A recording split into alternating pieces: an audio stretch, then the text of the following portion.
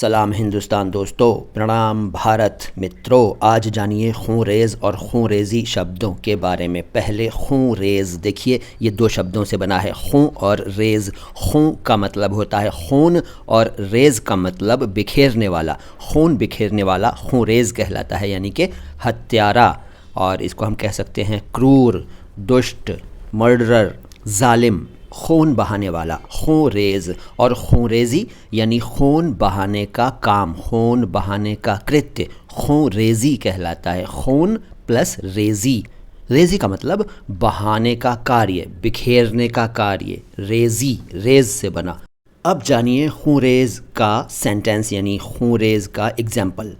وہ ایک خون ریز بادشاہ تھا، اور خون ریزی کا اگزامپل یہ ہو سکتا ہے کہ اس کی خون ریزی سے لوگ دہل جاتے تھے۔